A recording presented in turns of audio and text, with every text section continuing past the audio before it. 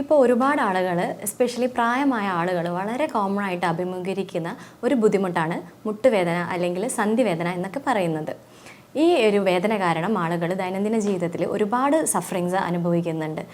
അതായത് പ്രധാനമായിട്ടും രാവിലെ എഴുന്നേൽക്കുമ്പോഴുള്ള ബുദ്ധിമുട്ട്, എഴുന്നേറ്റാലും നടക്കാനുള്ള ബുദ്ധിമുട്ട്, നടന്നുകൊണ്ടിരിക്കുന്ന സമയത്ത് എവിടെയെങ്കിലും ഇരിക്കാനുള്ള ബുദ്ധിമുട്ട്, കാല് മടക്കാനുള്ള ബുദ്ധിമുട്ട്, അതുപോലെ കുറേ സമയം ഒരു സ്ഥലത്ത് ഇരിക്കുവാണെങ്കിൽ അവിടുന്ന് പിന്നീട് എഴുന്നേൽക്കാനുള്ള ബുദ്ധിമുട്ട്, അങ്ങനെ ദൈനംദിന ജീവിതത്തിനെ വളരെ മോശകരമായിട്ട് ബാധിക്കുന്ന ഒരവസ്ഥയാണ് ഈ സന്ധിവേദന ഉള്ള ആളുകൾ ഫേസ് ചെയ്യുന്നത്. അപ്പം ഈയിടെ നോമ്പിന് മുമ്പായിട്ട് ഒരുപാട് പേര് ക്ലിനിക്കിൽ വന്നിട്ടുണ്ടായിരുന്നു. അത് അവരുടെ പ്രധാനമായിട്ടും അവർ പറഞ്ഞ ഒരു ബുദ്ധിമുട്ട് എന്താണെന്ന് വെച്ചാൽ വളരെ വർഷകാലമായിട്ടുള്ള വേദനയാണ് ഡോക്ടറെ, പക്ഷേ ഈ ഒരു മാസക്കാലം, ഈ റമദാൻ മാസക്കാലം ഈ വേദനയിൽ നിന്ന് റിലീഫ് കിട്ടാൻ എന്തെങ്കിലും മരുന്ന് തരണം, നമസ്കാരത്തിന് വേണ്ടിയിട്ട് നമസ്കരിക്കാൻ ഭയങ്കര ബുദ്ധിമുട്ടുണ്ട് എന്നുള്ള ഒരു കാര്യമാണ് അവർ പറഞ്ഞിട്ടുള്ളത്.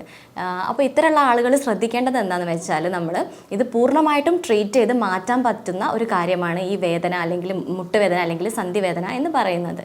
അപ്പോൾ ഇതിനെക്കുറിച്ച് ഡീറ്റെയിൽ ആയിട്ട് നമുക്കിന്ന് നോക്കാം. ഹായ്, ഞാൻ doctor Jaseera, doctor Hisham's health care, Calicut.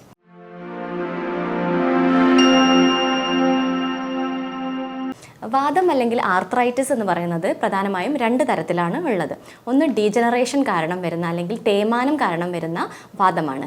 അത് കൂടുതലായിട്ടും പ്രായം ചെന്ന ആളുകൾക്കാണ് ഉണ്ടാവാറുള്ളത്. സ്ത്രീകൾ എടുത്ത് നോക്കുകയാണെങ്കിൽ ആർത്തവ വിരാമത്തിന് ശേഷമായിരിക്കും ഈ തേയ്മാനം സംഭവിക്കുന്നത്. പുരുഷന്മാരിലാണെങ്കിൽ ഒരു 50 വയസ്സിന് 55 വയസ്സിന് ശേഷമുള്ള പുരുഷന്മാർക്കാണ് ഇങ്ങനെയുള്ള ഡീജനറേറ്റീവായിട്ടുള്ള വാദങ്ങൾ വരാറുള്ളത്. രണ്ടാമത്തത് നീർക്കെട്ട് കാരണം വരുന്നതാണ്. അതാണ് റൊമറ്റോയ്ഡ് ആർത്രൈറ്റിസ് അല്ലെങ്കിൽ ആമവാദം, രക്തവാദം എന്നൊക്കെ ഇതിനെ പറയാറുണ്ട്. അപ്പം റുമറ്റോയ്ഡ് ആർത്രൈറ്റിസ് എന്ന് പറയുന്നത് ഒരു ഓട്ടോ ഇമ്മ്യൂൺ ഡിസീസാണ്. അതായത് നമ്മുടെ ശരീരത്തിൻ്റെ രോഗപ്രതിരോധ ശേഷി നമ്മുടെ കോശങ്ങളെ തന്നെ നശിപ്പിക്കുന്ന ഒരു അവസ്ഥയാണ് ഈ ഓട്ടോ ഇമ്മ്യൂൺ ഡിസീസ് എന്ന് പറയുന്നത്. റുമറ്റോയ്ഡ് ആർത്രൈറ്റിസ് ഈ ഒരു ഓട്ടോ ഇമ്മ്യൂൺ ഡിസീസ് ഗണത്തിൽ പെടുന്ന ഒന്നാണ്. അപ്പോൾ ഇതിൻ്റെ പ്രധാന ലക്ഷണങ്ങൾ എന്തൊക്കെയാണെന്ന് നോക്കാം. നേരത്തെ പറഞ്ഞ പോലെയുള്ള വേദനകൾ വരുന്നതിന് മുമ്പായിട്ട് ഏറ്റവും ആദ്യമായിട്ട് രോഗിക്ക് അനുഭവപ്പെടുന്നത് ക്ഷീണമാണ്. അതൊരിക്കലും ആളുകൾ ഒരു നോട്ടീസ് ചെയ്യാതെ വിട്ടുകളയുന്ന ഒരു ലക്ഷണമായിരിക്കും. അമിതമായിട്ടുള്ള ക്ഷീണം, എന്തൊക്കെ ചെയ്താലും വിട്ടുമാറാതെ ലൈഫിൽ ഡേ ടൈം മുഴുവനും അനുഭവപ്പെടുന്ന ഒരു ക്ഷീണമായിരിക്കും ഇതിൻ്റെ ആദ്യമായിട്ട് വരുന്ന ഒരു ലക്ഷണം എന്ന് പറയുന്നത്. ഇതിൻ്റെ രണ്ടാമത്തെ ലക്ഷണം എന്ന് പറയുന്നത് ഭാരം കുറയുക എന്നുള്ളതാണ്. നമ്മൾ സാധാരണ പോലെ ഫുഡ് കഴിക്കുകയാണെങ്കിലും പ്രോപ്പറായിട്ടുള്ള ഡയറ്റ് മെയിൻറ്റെയിൻ ചെയ്യുമ്പോഴും ഭാരം ക്രമാതീതമായിട്ട് എന്താ എന്ന് കാരണം തിരിച്ചറിയാതെ ഭാരം കുറയുന്ന ഒരവസ്ഥയാണ് ഇതിൻ്റെ രണ്ടാമത്തെ ലക്ഷണം.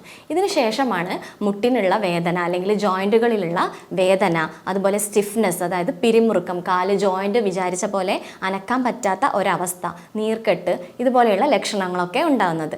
ഇതിന് ശേഷം നീർക്കെട്ടിനും വേദനയ്ക്കും പുറമെ ഈ ജോയിൻറ്റുകളിൽ ഭയങ്കരമായിട്ടുള്ള ചൂട് അനുഭവപ്പെടുക, ചുവപ്പ് നിറത്തിലായിട്ട് കാണപ്പെടുക, ഇതൊക്കെയാണ് ഇതിൻ്റെ പ്രധാനപ്പെട്ട ലക്ഷണങ്ങൾ എന്ന് പറയുന്നത്. ഈ റുമറ്റോയ്ഡ് ആർത്രൈറ്റിസ് അല്ലെങ്കിൽ ആമവാദം എന്ന് പറയുന്നത് മുട്ടുകളിൽ മാത്രമല്ല, നമ്മുടെ എല്ലാ ജോയിൻറ്റുകളിലും, വിരലിനാണെങ്കിലും കാലിൻ്റെ വിരലിനാണെങ്കിലും എൽബോക്കാണെങ്കിലും എല്ലാ ജോയിൻറ്റിലും ഒരുപോലെ ഉണ്ടാകുന്ന ഒരു നീർക്കെട്ടാണ് ഈ റുമറ്റോയ്ഡ് ആർത്രൈറ്റിസ് അല്ലെങ്കിൽ ആമവാദം. ഇത് ഏത് പ്രായക്കാർക്ക് വേണമെങ്കിലും ആമവാദം വരാം. ഓസ്റ്റിയോ ആർത്രൈറ്റിസ് അല്ലെങ്കിൽ തേയ്മാനം പ്രായമുള്ള ചെന്ന ആളുകൾക്കാണെങ്കിൽ ഈ ആമവാദം എന്ന് പറയുന്നത് ചെറിയ കുട്ടികളിൽ വരെ കാണാറുണ്ട്. അപ്പം ഇത് എത്രയും പെട്ടെന്ന് കണ്ടെത്തി ഈ റുമാറ്റിക് ഫാക്ടർ നോക്കിയിട്ട് ഇതിൻ്റെ ടെസ്റ്റും കാര്യങ്ങളെല്ലാം ചെയ്ത് റുമറ്റോയ്ഡ് ആർത്രൈറ്റിസ് ആണെന്ന് കൺഫേം ചെയ്ത് ഡയഗ്നോസിസിന് ശേഷം എത്രയും പെട്ടെന്ന് ഇതിൻ്റെ ട്രീറ്റ്മെൻറ്റ് സ്റ്റാർട്ട് ചെയ്യേണ്ടതാണ്. കാരണം തുടക്കത്തിലെ ട്രീറ്റ്മെൻറ്റ് ചെയ്യുന്ന കേസുകൾ എത്രയും പെട്ടെന്ന് കുറഞ്ഞ കാലയളവിൽ തന്നെ പൂർണ്ണമായിട്ടും നമുക്ക് ഭേദമാക്കി എടുക്കാൻ സാധിക്കും.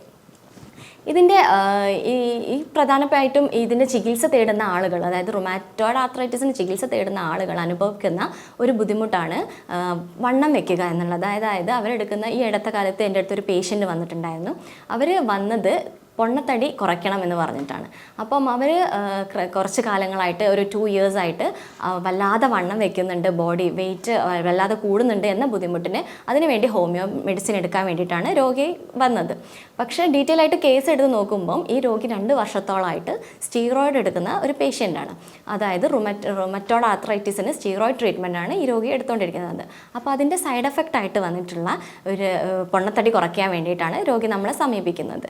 അപ്പോൾ നമ്മൾ എത്രത്തോളം ഈ സ്റ്റീറോയിഡ് കണ്ടിന്യൂസ് ആയിട്ട് എടുക്കുന്നോ അത്രത്തോളം ഈ തടി നമുക്ക് കുറയ്ക്കാൻ സാധിക്കില്ല. അപ്പോൾ അങ്ങനെയുള്ള ആളുകൾ ശ്രദ്ധിക്കേണ്ടത് എന്താണെന്ന് വെച്ചാൽ സൈഡ് എഫക്ട്സ് ഇല്ലാത്ത ട്രീറ്റ്മെൻറ്റ്സ് റുമറ്റോയ്ഡ് ആർത്രൈറ്റിസിന് എടുത്തതിന് ശേഷം റുമറ്റോയ്ഡ് ആർത്രൈറ്റിസിന് റിലീവ് ആകുമ്പോൾ ഒബ്വിയസ്ലി നമ്മുടെ ശരീരത്തിൻ്റെ ഭാരവും അതോടൊപ്പം കുറയുന്നതാണ്. അപ്പം ഇങ്ങനെയുള്ള ലക്ഷണങ്ങൾ നേരത്തെ കണ്ടെത്തി ചികിത്സിച്ചിട്ടില്ലെങ്കിൽ ഒരുപാട് കോംപ്ലിക്കേഷൻസ് ഉണ്ടാകുന്ന ഒരു രോഗമാണ് റുമറ്റോയ്ഡ് ആർത്രൈറ്റിസ് എന്ന് പറയുന്നത്. നേരത്തെ പറഞ്ഞ പോലെ നീർക്കെട്ട്, സ്റ്റിഫ്നെസ് ഒക്കെയാണ് ഇതിൻ്റെ പ്രധാനപ്പെട്ട ലക്ഷണം. ഇത് മുട്ടിന് മാത്രമല്ല മറ്റ് പല ജോയിൻറ്റുകളിലും അതുപോലെ മറ്റ് പല അവയവങ്ങളിലും നീർക്കെട്ട് വരുന്നതായിട്ട് കാണുന്നുണ്ട്. അതായത് പ്രധാനപ്പെട്ട നമ്മുടെ ശ്വാസകോശത്തിന്, അതുപോലെ ഹൃദയത്തിന്, അല്ലെങ്കിൽ നമ്മുടെ രക്തക്കുഴലുകൾക്ക്, കണ്ണിന് ഒക്കെ ഇത് ബാധിച്ച് റുമാറ്റിക് ഫാക്ടർ കാരണം നമുക്ക് നീർക്കെട്ട് കൂടുതലായിട്ട് വരുന്നുണ്ട്. അത് കാരണം ഹാർട്ട് അറ്റാക്ക് പോലെയുള്ള അല്ലെങ്കിൽ സ്ട്രോക്ക് പോലെയായിട്ടുള്ള ഫേറ്റൽ കണ്ടീഷൻസിലേക്ക് വരെ ഇത് നയിക്കാവുന്നതാണ്. കൂടാതെ കാർപ്പൽ ടണൽ സിൻഡ്രോം എന്ന് പറയുന്നത്, അതായത് നമ്മുടെ റിസ്റ്റിലെ ജോയിൻസിന് സ്റ്റിഫ്നെസ് വന്നിട്ട് കൈ അനക്കാൻ പറ്റാത്ത അവസ്ഥ, ഇതൊക്കെ നേരത്തെ കണ്ടെത്തി നമ്മൾ ചികിത്സിക്കുകയാണെങ്കിൽ ഇതുപോലെയുള്ള കോംപ്ലിക്കേഷൻസിലേക്കൊക്കെ പോവാതെ തന്നെ രോഗിയെ നമുക്ക് പൂർണ്ണമായിട്ടും രോഗത്തിൽ നിന്ന് മുക്തനാക്കാൻ സാധിക്കും. പ്രോപ്പറായിട്ടുള്ള ഒരു ട്രീറ്റ്മെൻറ്റ് എടുക്കുന്നതിലുപരി നമ്മളുടെ ഡയറ്റിൽ നമ്മൾ ഒരുപാട് മാറ്റങ്ങൾ വരുത്തുകയാണെങ്കിൽ ഈ ആമവാതത്തിൽ നിന്ന് നമുക്ക് മുക്തനാവാൻ സാധിക്കും. ഇങ്ങനെ പറയുമ്പോൾ നമ്മൾ വിചാരിക്കും എന്താണ് ഈ ഭക്ഷണവും സന്ധ്യയും തമ്മിലുള്ള ബന്ധം എന്നുള്ളത്. നമ്മുടെ നേരത്തെ പറഞ്ഞ പോലെ നീർക്കെട്ടാണ് ഇതിൻ്റെ പ്രധാനമായിട്ടുള്ള ലക്ഷണം. ജോയിൻറ്റിന് ചുറ്റും വരുന്ന നീരാണ്. അപ്പോൾ നമ്മൾ ഭക്ഷണം കഴിക്കുമ്പം നീര് വയ്ക്കാൻ സാധ്യതയുള്ള ഭക്ഷണങ്ങൾ, അതായത് കൂടുതലും ഷുഗർ, പ്രധാനമായിട്ടും നമ്മൾ ഒഴിവാക്കാൻ പറയുന്നത് ഷുഗറാണ്. ഷുഗർ സാധാ പ്രോസസ്ഡ് ഷുഗർ ആവാം, അല്ലെങ്കിൽ ഷുഗർ കോൺ അടങ്ങിയ സിറപ്പ് അടങ്ങിയ ഭക്ഷണ പദാർത്ഥങ്ങളും നമ്മുടെ ഭക്ഷണത്തിൽ നിന്ന് നമ്മൾ പൂർണ്ണമായിട്ടും ഒഴിവാക്കുകയാണെങ്കിൽ നമ്മുടെ നീർക്കെട്ട് ഒരു പരിധിവരെ ഇല്ലായ്മ ചെയ്യാൻ സാധിക്കും. അതുപോലെ ഉപ്പ് നമ്മുടെ ശരീരത്തിൽ ഇൻഫ്ലമേഷൻ ഉണ്ടാക്കുന്ന ഒരു ഭക്ഷണ പദാർത്ഥമാണ്. അപ്പോൾ ധാരാളമായിട്ട് ഉപ്പടങ്ങിയ ഭക്ഷണങ്ങൾ നമ്മൾ ഒഴിവാക്കേണ്ടതാണ്. പിന്നെ നമ്മൾ ഒഴിവാക്കേണ്ട ഒരു കാര്യം എന്ന് പറഞ്ഞാൽ പ്രോസസ്ഡ് ഫുഡ്സ് ആണ്. പാക്കിലും ബോക്സിലൊക്കെ ആയിട്ട് വരുന്ന നമ്മുടെ ഷോപ്സിലൊക്കെ കിട്ടുന്ന പ്രോസസ്ഡ് ഫുഡ്സ് പൂർണ്ണമായിട്ടും നമ്മളുടെ ഭക്ഷണത്തിൽ നിന്ന് നമ്മൾ ഒഴിവാക്കണം. പിന്നെ നമ്മൾ കൂടുതലായിട്ട് കഴിക്കുന്ന അന്നജങ്ങൾ, അതായത് ചോറ്, ഓട്സ്, ചപ്പാത്തി, ഹോൾ ഗ്രെയിൻ അടങ്ങിയ ഭക്ഷണങ്ങൾ, ഇതൊക്കെ നമ്മൾ ഒരു പരിധിവരെ കൺട്രോൾ ചെയ്യേണ്ടതാണ്. കൂടുതലും തവിടുള്ള അരിഭക്ഷണങ്ങൾ കഴിക്കാൻ വേണ്ടിയിട്ട് ശ്രദ്ധിക്കുക. അതുപോലെ കൂടുതൽ ഒമേഗ 3 ഫാറ്റി ആസിഡ്സ് ഇൻക്ലൂഡ് ചെയ്യുക. ചെറിയ മത്സ്യങ്ങളിൽ ഈ ഒരു ഒമേഗ 3 ഫാറ്റി ആസിഡ്സ് ധാരാളമായിട്ട് ഉണ്ടാവും. അല്ലാത്തവർ അതിൻ്റെ സപ്ലിമെൻറ്റ്സ് നിർബന്ധമായിട്ടും എടുക്കേണ്ടതാണ്. അതുപോലെ കൂടുതൽ ആൻറ്റി ഓക്സിഡൻസ് അടങ്ങിയ ഫ്രൂട്ട്സ്, വെജിറ്റബിൾസ് ഒക്കെ ധാരാളമായിട്ട് ഭക്ഷണത്തിൽ ഉൾപ്പെടുത്താം. അതുപോലെ പുകവലി, മദ്യപാനം ഒക്കെ ഉള്ള ആളുകളാണെങ്കിൽ നിർബന്ധമായിട്ടും അത് ഒഴിവാക്കേണ്ടതാണ്. കാരണം അത് നമ്മുടെ ശരീരത്തിലുള്ള നീർക്കെട്ട് വർദ്ധിപ്പിക്കാൻ വേണ്ടിയിട്ട് വളരെ പ്രധാനമായിട്ടുള്ളൊരു പങ്ക് വഹിക്കുന്ന ഒന്നാണ്. പിന്നെ ഇതൊന്നും കൂടാതെ നമ്മൾ ചില പച്ചക്കറികൾ, തക്കാളി, ഉരുളക്കിഴങ്ങ് പോലെയുള്ള പച്ചക്കറികൾ നീർക്കെട്ട് വർദ്ധിപ്പിക്കാനുള്ള സാധ്യതയുണ്ട്. അതൊക്കെ ഒരു പരിധിവരെ കുറച്ച് നമ്മൾ ഭക്ഷണത്തിൽ ഉൾപ്പെടുത്തേണ്ടതാണ്. അതുപോലെ സ്ഥിരമായിട്ട് പാല് കുടിക്കുന്ന ആളുകളാണെങ്കിൽ, അതുപോലെ ഫാറ്റ് ഫുഡ് കഴിക്കുന്ന ആളുകളാണെങ്കിലൊക്കെ നമ്മളൊരു പരിധിവരെ അത് റെഡ്യൂസ് ചെയ്യേണ്ടതാണ്. പിന്നെ ഈ ചോക്ലേറ്റ് ഇഷ്ടപ്പെടുന്ന ആളുകൾ അല്ലെങ്കിൽ കോഫി ഇഷ്ടപ്പെടുന്ന ആളുകൾക്ക് ഈ റുമറ്റോയ്ഡ് ആർത്രൈറ്റിസ് എന്ന് പറയുമ്പോൾ വളരെ സന്തോഷമുള്ള കാര്യമാണ്. കാരണം എന്താണെന്ന് വെച്ചാൽ എസ്പ്രസോ കോഫി നമ്മളുടെ ഡെയിലി ജീവിതത്തിൽ നമ്മൾ ഉൾപ്പെടുത്തുന്നത് ഈ നീർക്കെട്ട് കുറയ്ക്കാൻ വേണ്ടിയിട്ട് ഒരുപാട് സഹായിക്കും. അതുപോലെ തന്നെ ഉള്ളത് ഒന്നാണ് ഡാർക്ക് ചോക്ലേറ്റ്. ഡാർക്ക് ചോക്ലേറ്റ് നമ്മൾ ഡെയിലി ഒരു എമൗണ്ട് വെച്ച് കഴിക്കുകയാണെങ്കിൽ അതും വളരെ നല്ല ഒരു കാര്യമാണ്.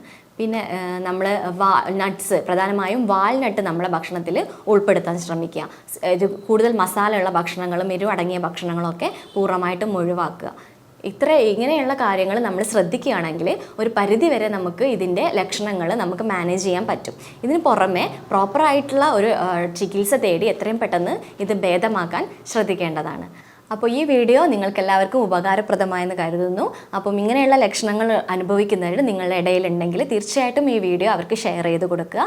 എന്തെങ്കിലും സംശയങ്ങളുണ്ടെങ്കിൽ അതിൽ കൂടുതൽ അറിയണം എന്നുള്ളവർക്ക് താഴെ കാണുന്ന നമ്പറിൽ കോൺടാക്റ്റ് ചെയ്യാവുന്നതാണ്. അപ്പം അടുത്ത ഒരു വീഡിയോയിൽ കാണാം. താങ്ക്സ്.